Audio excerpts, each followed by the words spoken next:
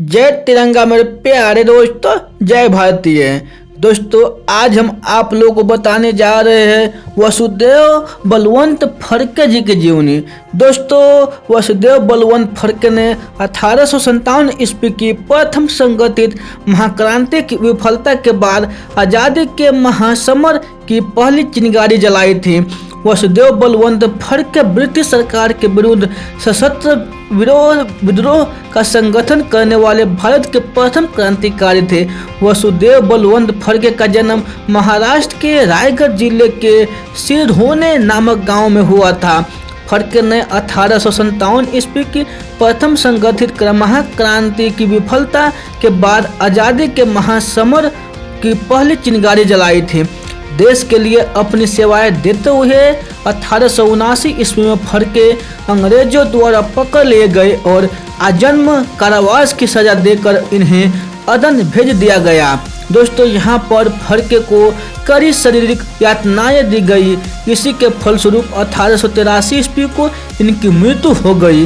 माता की मृत्यु 1871 ईस्वी में एक दिन सायंकाल वसुदेव बलवंत फड़के कुछ गंभीर विचार में बैठे थे।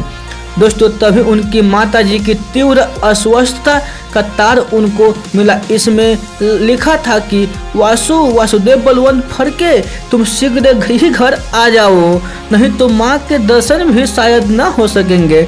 इस वेदनापूर्ण तार को पढ़कर अतीत की स्मृतियाँ फड़के के मानस पटल पर आ गई और तार लेकर वे अंग्रेज अधिकारी के पास अवकाश का प्रार्थना पत्र देने के लिए गए।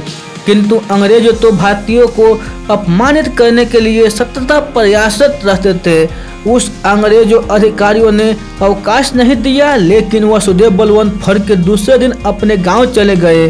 गांव आने पर वसुदेव पर वज्राघात हुआ।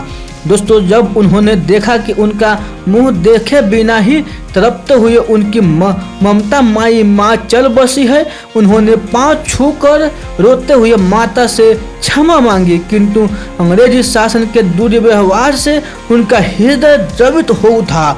सेना के संगठन इस घटना के वसुदेव फड़के ने नौकरी छोड़ दी और विदेशों के विरुद्ध क्रांति की तैयारी करने लगे। उन्हें देसी नरेशी से कोई सहायता नहीं मिली तो फड़के ने शिवाजी का मार्ग अपनाकर आदिवासियों की सेना संगठित करने की कोशिश प्रारंभ कर दी। दोस्तों उन्होंने फरवरी 1879 ईस्वी में अंग्रेजों को विरुद्ध विद्रोह की घोषणा कर दी। धन संग्रह के लिए धनिकों के यहाँ डाके भी डाले। उन्होंने पूरे महाराष्ट्र में घूम कर नवयुवकों से विचार विमर्श किया और उन्हें संगठित करने का प्रयास किया, किंतु उन्हें नवयुग के व्यवहार से आशा की कोई किरण नहीं दिखाई पड़ी। दोस्तों कुछ दिनों बाद गोविंद राव दावरे तथा कुछ अन्य युवक उनके साथ खड़े हो गए, फिर भी कोई शक्तिशाली संगठन खड़ा होता नहीं दिखाई दिया। तब उन्होंने वनवासी जातियों को और नजर उठाई और सोचा आखिर भगवान श्री राम ने भी तो वानरों और वनवासी समूहों को संगठित करके लंका पर विजय प्राप्त पाई थी। महाराणा प्रताप ने भी इन्हीं वनवासियों को ही संगठित करके अकबर को नाको चने चबा दिए थे। शिवाजी ने भी इन्हीं वनवासियों को स्वाभिमान की प्रेरणा देकर औरंगजेब को हिला दिया था। इनाम की घोषणा महाराष्ट्र के 7 जिलों में वसुदेव फड़के की सेना का जबरदस्त प्रभाव फैल चुका था।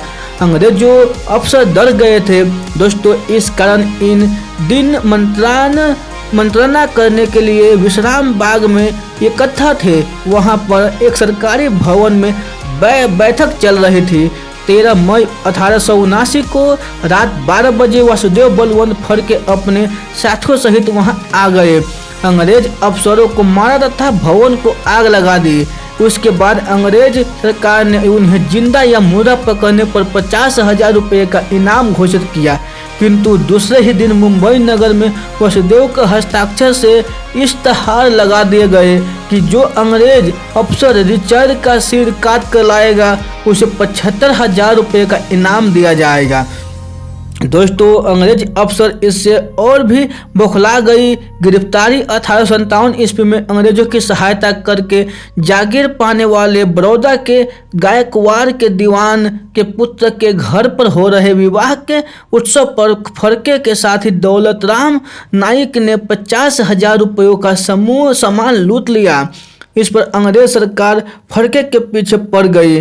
वे बीमारी की हालत में एक मंदिर में विश्राम कर रहे थे, तभी 20 जुलाई 1879 को गिरफ्तार कर लिए गए।